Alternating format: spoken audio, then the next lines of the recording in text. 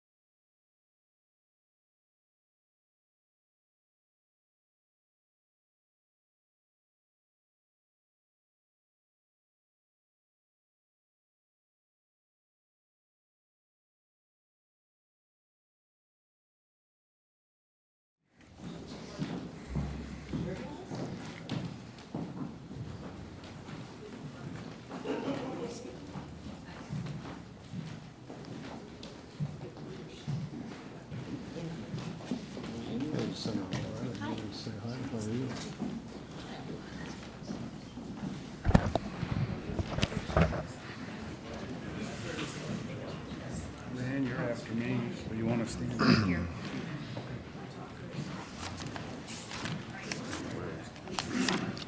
Take a spot.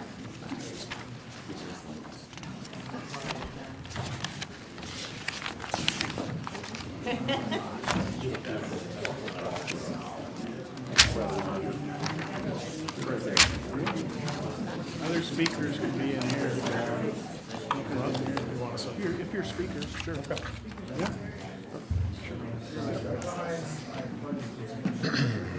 Seeing we have to go. There you go. Blocking you again.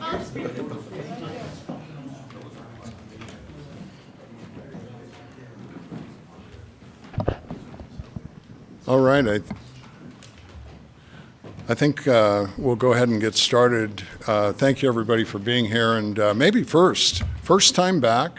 We've been gone from the Capitol for 10 months. Take a look at this extraordinary room, and please take an appreciation for how hard everybody worked. The stone, everything is brand new. All of the smoke from 100 years ago has been removed, and the room is incredible. And of course, the flag of the greatest country in the history of civilization, our flag is bright and yeah, really cool. So I hope everybody takes a moment to appreciate the extraordinary space. Let me take a couple minutes to introduce everybody that's here.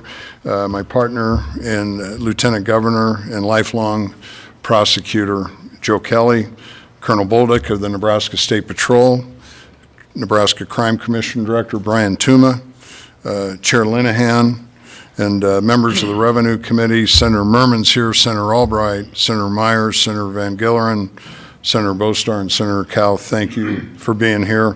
Douglas County Sheriff Aaron Hansen, Speaker Arch, and Senator McDonald, thank you for being here. Omaha Police Officers Association President Patrick Dempsey, thank you. Lincoln Police Union representatives Dan Linzer and Trent Peterson, and I think several other great officers from Lincoln Police Department. We're grateful. Lancaster County Attorney Pat Condon, thank you. Grand Island Police Chief Kevin Denny, Kearney Police Chief and Nebraska Police Chiefs Association President Brian Waugh, thank you, Brian, for being here. Lancaster County Sheriff Terry Wagner. I don't know why Terry's sweating so bad, but air conditioning's working in here, Terry, for crying out loud. Gary Bruns of the Nebraska Professional Firefighters. Thank you, Gary. Adam Shrunk of the Lincoln Fire Union. Trevor Downey of the Omaha Fire Union. Buffalo County Deputy Chief Sheriff Dan Schlesinger, thank you, Dan, and representatives of Fraternal Order of Police, so we're very grateful. A couple things that I think are really important. I'll try to be brief because there's a number of people that are important for you to hear from. A couple things. Number one, I can't thank the legislature and the members of the legislature.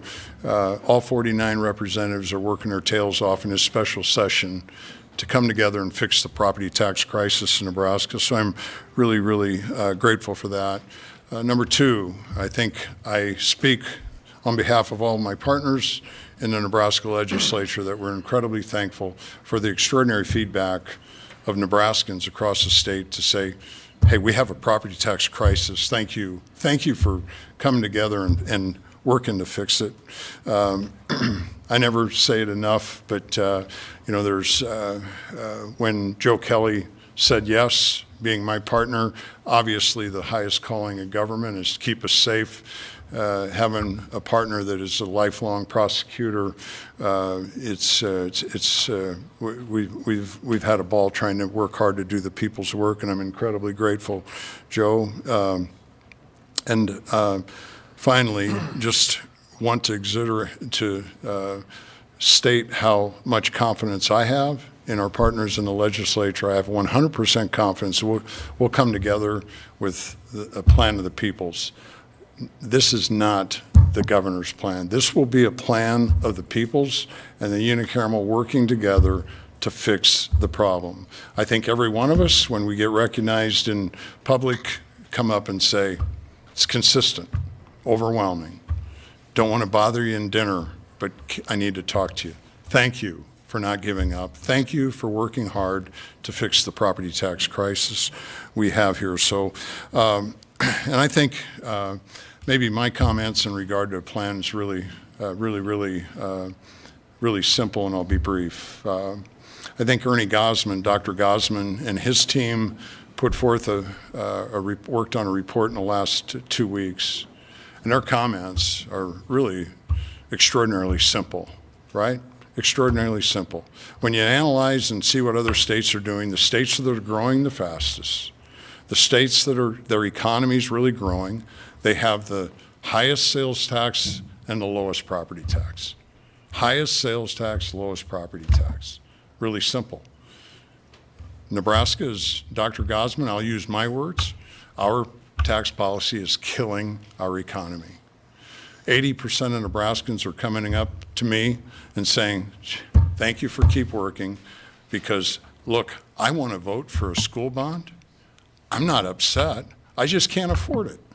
That's a really important piece of the conversations that's lost. Nebraskans love their schools. Nebraskans care about their kids being educated and being in great places. They're saying no to school bonds because they can't afford it, not that they're upset. I think that's really an important piece. So I think it's really simple. Nebraskans want property taxes cut. Cut the property taxes. Number two, Nebraskans want a cap on future property tax growth. Crystal clear. This plan has to have that. Number three, really simple. We have to close. We have to close the loopholes and the special interests that have gotten us here. The 120 sales tax exemptions over the last 50 years, legislators have approved those. Why? Because they were sold those were going to be tax cuts. No cuts. It went on the backs of property tax. If we had all the exemptions in play, it'd be $7 billion today. And then lastly, Nebraskans say educate our children. Educate our children, and it's really important. State educate our children, not property taxpayers. So with that, you'll hear from other folks that are a lot more important, starting off with Lieutenant Governor Joe Kelly. Thank you, Joe. Thank you. Thank you, Governor. The issue is, what do you do with law enforcement and corrections when it comes to lids and caps on local property taxes? And that was a big issue last legislative session with LB 388. This summer, Crime Commissioner Brian Tuma, myself, Treasurer Tom Breezy spent some time talking to law enforcement around the state.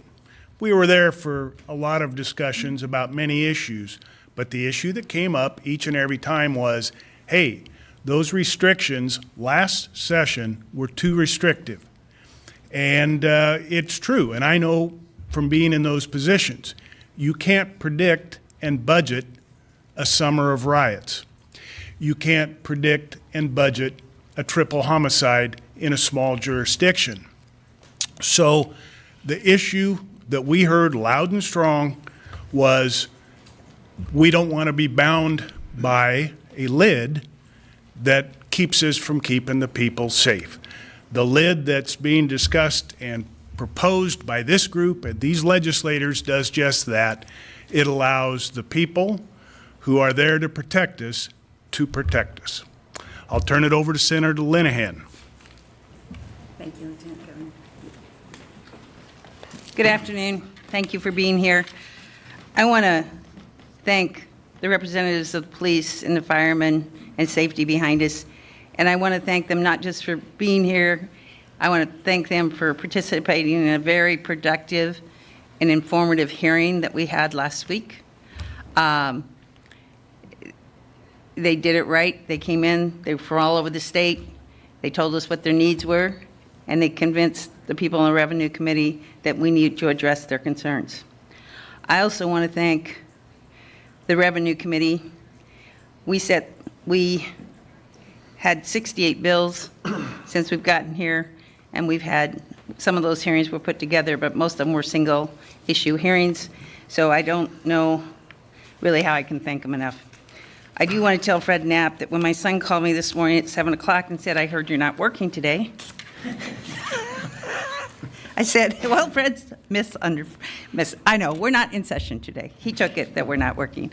I don't know of any senator in this body who's not working, whether they're here in session or whether we're doing phone calls that start at 7 in the morning, go till 8 at night. And I want to thank the governor's team for just their work ethic. I'm pretty certain that his whole staff, nor the governor, have had a day off for the last 14 days. And I say day, I mean like early morning to late night. It's that kind of work that takes something to get this big to get done. And there's nobody, we're not here to go home without an answer and without a solution to the property tax crisis.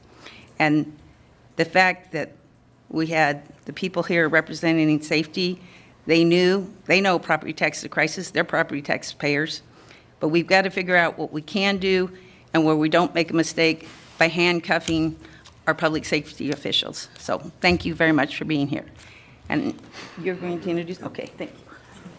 Thank you, Senator Linehan, and I can't echo enough, and countless work, countless hours. Quite honestly, people aren't sleeping not enough, quite honestly.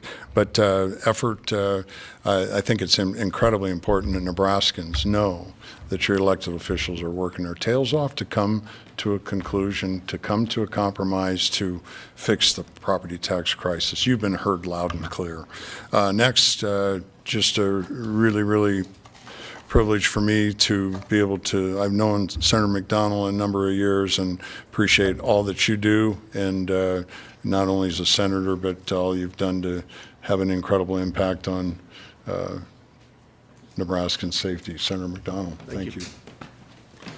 Thank you, Governor. Thank you, Senator Linehan, members of the Revenue Committee. You know, we talk about the first responders, our firefighters, police officers, correctional officers, and the idea of how do you take a dangerous job and make it safe? You don't. You can make it safer, but you can't make it safe. How do you make it safer? It's through the idea of training and technology and equipment. And that's what we're trying to do here today. We're taking this very seriously. And the governor set the tone before we left in April, saying we are going to be back. And we are going to accomplish something on real property tax relief. But we're not going to sacrifice your safety in the process of that. And today we take a step forward to make sure that all the people standing behind us that actually do the work every day, that put their life on the line, say goodbye to their family in the morning and potentially will never say hello again, know that we as a state are going to find true property tax relief without putting the citizen safety in jeopardy or those people that serve those citizens. So thank you.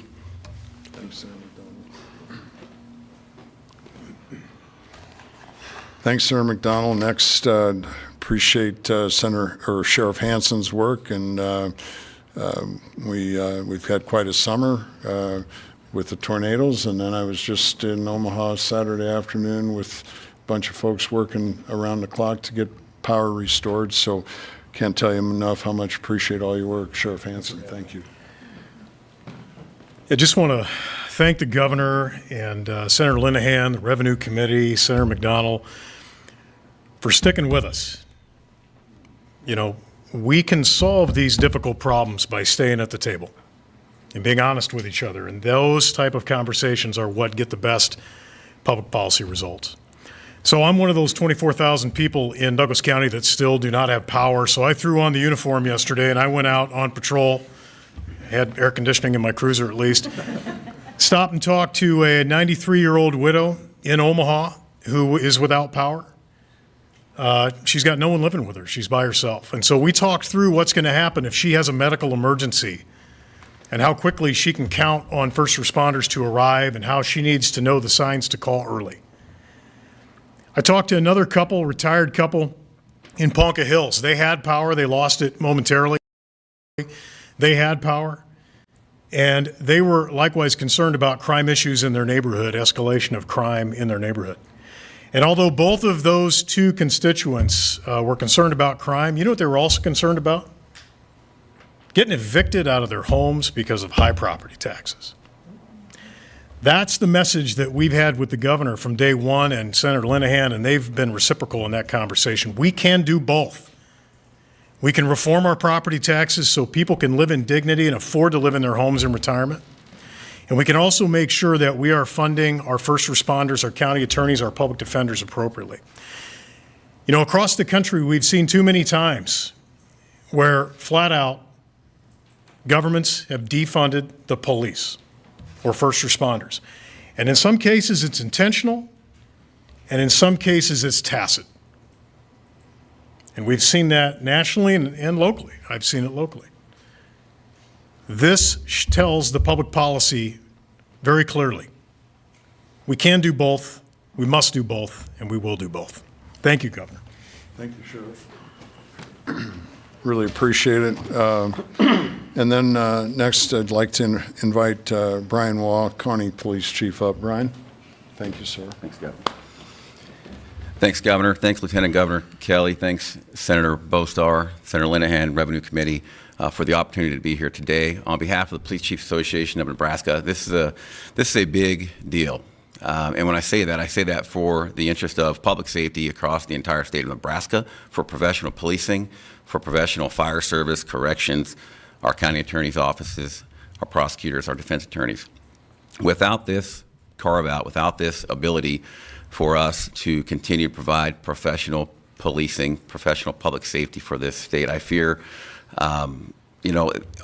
public safety has a direct impact on everything we do in our communities across the state, and we're all growing, whether it's economic development, whether that's with our schools, with our children, with our families. We want Nebraska to be a safe place to live, work, play, do business, visit, tour, all those things. So this is a big deal, and I believe we got here through effective collaboration, effective communication, and I believe this body is going to continue to collaborate collectively and come together for a consensus agreement on what's best for the citizens of Nebraska. So we just can't thank the governor's office enough. We can't thank Senator Linehan and the Revenue Committee enough for the work that you're doing, and we look forward to continued progress, and we look forward to continuing to work with you toward the ultimate goal for Nebraska. So thank you so much.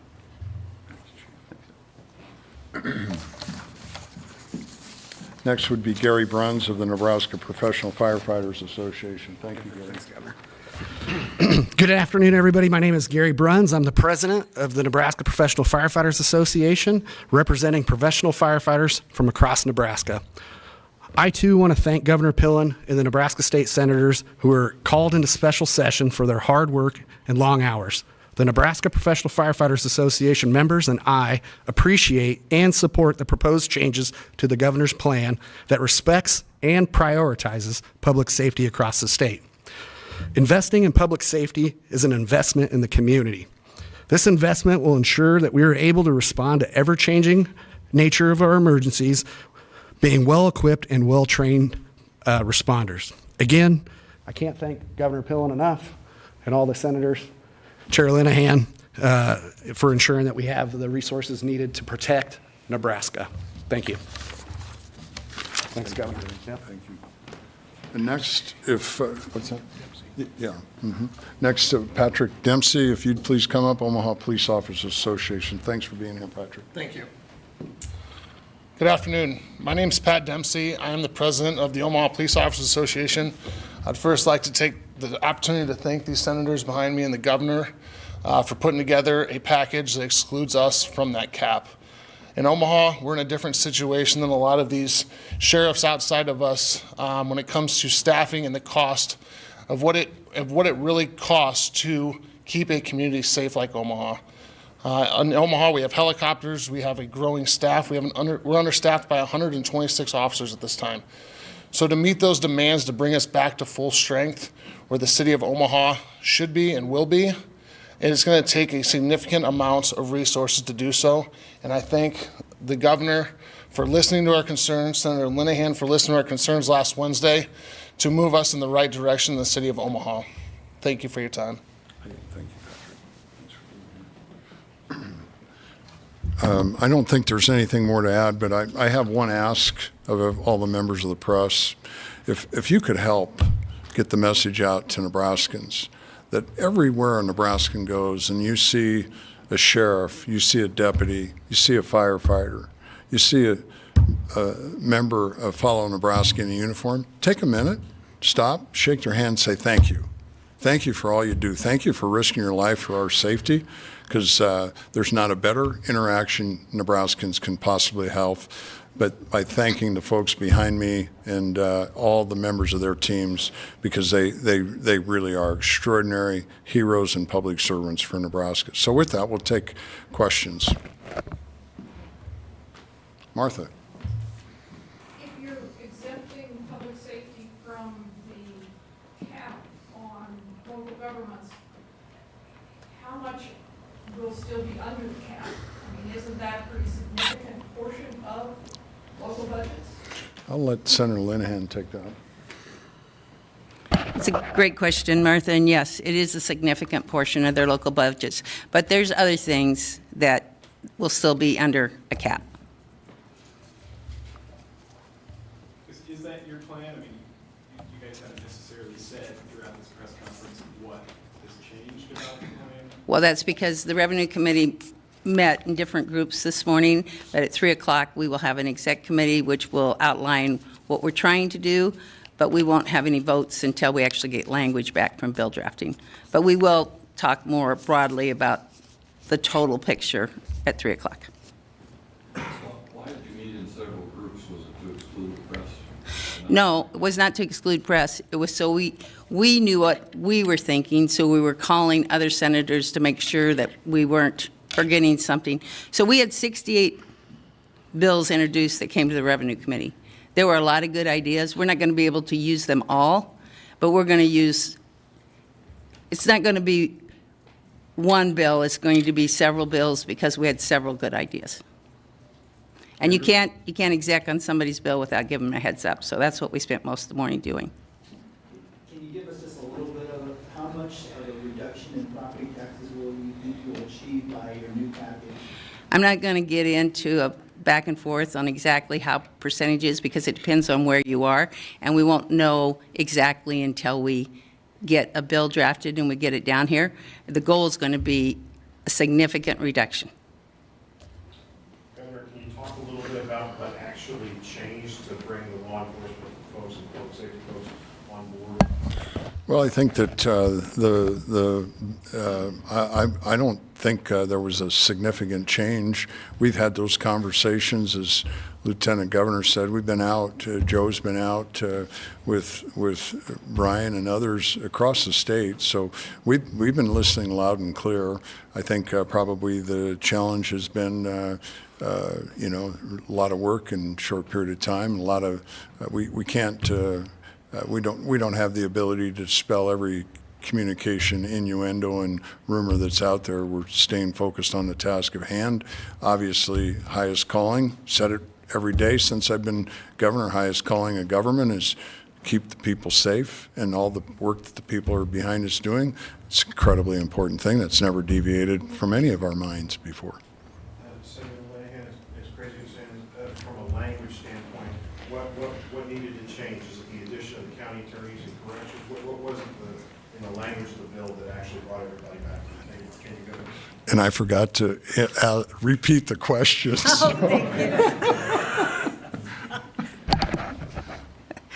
What language changes are we making? Right, especially with the public safety thing. What was it that changed from the hearing till now?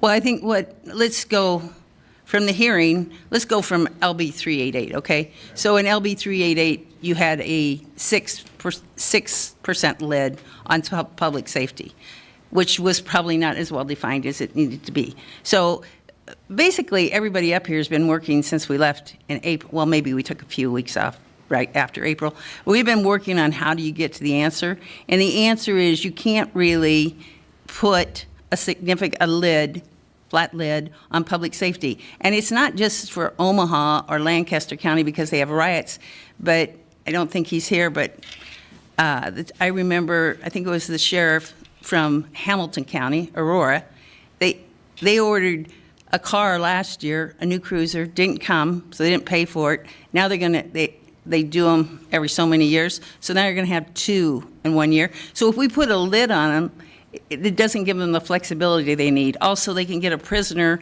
in a small county jail that cost them, I think this might have been Grand Island or Kearney, $50,000 a month in medication and health care, Well, they can't, then that means all the other money is going to have to take care of that because you can't ignore somebody's health. So we just have to be more flexible. That's, I think, what we heard in the hearing. Martha? So if you've been working on this for some time, why did you introduce something as tight as LB1 that only allowed for a little bit of an exception? Well, I think the question is, if we've been working on this a long time, why did we introduce LB1 as tight as it was? And I think the answer is you start the process, and that's what we did. And obviously, we have a process that this goes through, and the Revenue Committee's doing a great work. And again, my job as governor is to get the process started. Policy works great with everybody being a part of it. Nebraskans to our unicameral, and now the Revenue Committee and unicameral's taking the ball and they're advancing it. Couldn't be more proud of all the work. Everybody, this is the people's plan in my view. Governor? Yes, sir. What's your line in the sand on how much property tax relief has to be achieved in order for you to be satisfied with the special session? I think that we all are working for the people in Nebraska, and to me the answer is simple. We want to make sure it's transformative enough so young people can afford to have a dream to own a home. We have to have it transformative enough to make sure that seniors that have raised their kids, educated their children here, love this place like all of us in this room, and now on fixed income, they can't afford their home. And we have to have transformative policies so we have workforce growth. I think we all agree, Dr. Kaz's work is really, really simple. We have to lower property tax so it's the greatest barrier to economic growth. But is there a number that you want to say? I think that the number could be variable, and I'm looking forward to the legislature to get that figured out. Governor, did the state pay for Dr. Goss's study? Dr. Goss is a Nebraskan that loves this place as much as everyone in this room, and he and his team did it free of charge. They did it on their own because they didn't want any biases on their report. They gave their knowledge and their base. They did. I want to give credit where due. I called Dr. Goss because Senator Erdman asked me to, and those conversations came about with his report. And so I'm grateful to Senator Erdman. Without his help, I'd have never called Dr. Goss. Yes, sir. How much does the law enforcement backing maybe up your possibility or your probability of getting something passed? Well, I think that the question is how much that everybody here has to do with passing, hey, all Nebraskans, we agree, right? We have great appreciation for all the men and women behind us. And the highest calling of government is keeping us safe. And, that's never changed. And making sure that we fully understand everything and have the policy so they have the supports important to everybody here and all Nebraskans. Chief Waugh or the firefighters union rep, or is there someone from the county attorney? Can you just talk about what changes you needed to make your support possible from the beginning till now? Good afternoon. The question was what changes did we need as a law enforcement community to be here today? We look back at the previous session. We look to currently with LB 28 from Senator Bostar.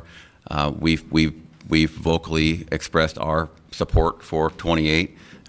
So the contents of 28 was very important to us, just simply so that we can continue to fund public safety in Nebraska, and whether that's capital items, whether that's personnel, whether that's training, all those things are changing. And in the past decade, we've seen an exuberant increase in expenses related to policing, professional policing, I should say, with technology advancements and the ability to recruit, hire, and retain talented people to be police officers, deputies, troopers, corrections officers, firefighters in Nebraska is critical. And this legislative body has done some great work over the past couple of years when it comes to that effort with recruiting and retaining and hiring talented people. But we fear as a profession that had this not happened today with this particular piece of legislation that those efforts would be hampered. So that was our decision as far as Police Chief Association goes. Good question. And I'll just echo that, and I'd like to echo that I don't know if anything changed. Our message has been clear this whole time, and it's our responsibility to take this message to the public and, prove and show how important it is. If we want good, quality, equipped first responders, these are the resources that we're going to need for us to go to your emergency. So our message really hasn't changed much. And we've been saying this consistently through the spring and through the summer here. And I think it's just as things come to a conclusion here, we're just glad that we're getting that kind of support from our community. So thank you. I can give a little bit of clarity too, Aaron. The 388 language, the original language, very well intentioned. A lot of senators in this room put a lot of time into that, but it was more narrow. It was more narrow in terms of the pathway to achieve being able to exceed spending when needed. This current language opens it up to equipment, infrastructure, and personnel. And it also does not create, the old 388 language had a threshold that you had to be at a certain staffing level, which didn't necessarily indicate that you needed additional people. I'll give you an example in Douglas County. We've got one of the fastest growing district courts in the state. I don't have enough deputies to keep those judges as safe as I would like to. But on paper, we look like we're at staffing level. It would inhibit our ability to grow, to meet the real-time needs, whether it's keeping judges safe or buying technology to combat child sex predators who focus on our kids over the internet, or people that use technology to try to defraud seniors of tens of thousands of dollars of their retirement money. So it opens up the options a little bit more, a lot more. Senator Linehan, how do you make sure that there's guardrails on this so that it defines what people or cities need and what maybe cities want in their... So the question, I finally get it after being here doing it wrong. The question is, how do we put guardrails on this? Here's your guardrails, your county boards and your city council and your mayors. They all still have to go to them for their budgets. So it's local control. Senator, you acknowledged last week that LB1 didn't really have the support of the body to become law. Do you think that this changes things? I think what I might have acknowledged last week is nothing as introduced had enough to get it across. So that's why we worked all morning on the phones with many senators, not just the Revenue Committee, trying to make sure we were touching all our bases and making sure if people introduced bills, what we were going to use out of it or what we were not going to use out of it and what their feelings were. For whoever wants to take this, if the guardrails of having the city council and county boards oversee public safety budgets is sufficient, why isn't that sufficient for other functions of local government? Why do you have to put a cap on that, other functions? Thank you, Martha. So the question is if no guardrails for the public works and safety and firefighters, why the other? I think the answer is really crystal clear. We are people across the state have been extraordinarily voices asking to cut the property taxes so they can stay in their homes. And I think that what nobody wants to come to reality of is that we have state statute today that valuations are the crisis. Well, the valuations aren't the problem. We have state statute that says whatever valuations go up, the levies go down, and there's no change in property tax. Except there's a relief valve that allows every local entity, government across the state to override that, and every local entity across the state does. Local control for making sure we get competitive. Local control is votes of the people, not 3 and 6 people. Local control is really, really important. It's votes of the people not 3 and 6 people for a lot of functions of business, of doing government. Zach? Governor, for you, Senator Moran, are you considering any reimbursements to local government for these public safety costs, whether it be the district courts for safety or county jails as part of your plan? Senator Linehan can take that. I would, so the question are we considering any reimbursements in the plan? We're considering everything. So if it was introduced, we're talking about it. And then to follow up on Martha's question about the difference, it's somewhat what we're looking at the sales tax. The difference is a choice or something you have to have. Some things in city budgets and county budgets are choices. Safety, public safety, police, the sheriff, firemen, that's not a choice. That's something we have to do, they have to do, and we have to be supportive. Because you cannot, and we're blessed in Nebraska, we have a very safe community, and you cannot have a growing, thriving community unless people feel safe. In the city of Lincoln, the city's budget, more than 50% of it is fire and rescue and police, and there's also the pension funds. I mean, if close to 60% of the city's budget is already going to public safety, and you're not putting any cap on that, how are you achieving property tax relief? So the question is, if safety is 50% of the budget, how are you, there's a ways. We are working on them. It still leaves 50%. So that's a big number, I think, for most Lincoln, Omaha, those counties. Andrew, my answer is every nickel matters. Obviously, the plan is evolving, and there's been talk today of trying to remove more of the ag inputs and the manufacturing inputs out of these discussions. Why should it contribute less to that? Yeah. I think, the question is about ag inputs and so forth. And again, Senator Linehan and the Revenue Committee's working on everything under the sun and listening to every input and every idea.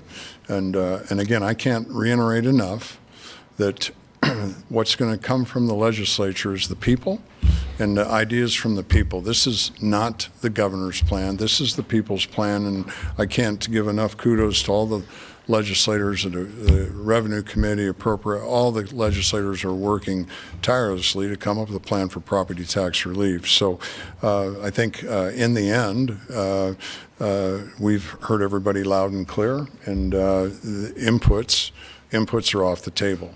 So, but everybody is participating. So is sales tax, broadening the sales tax base will be fair and equitable across all Nebraskans. So that's the intent of all 49 members in my position. Simple.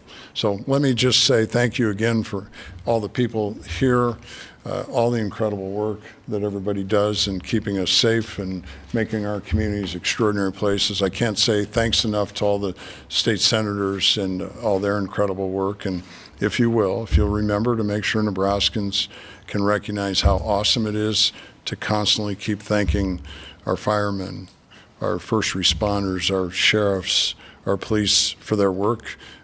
Putting smiles on faces is a pretty good thing, so we'd ask for your help. Thanks for everybody being here today. We're grateful. Thank you. Have a great day.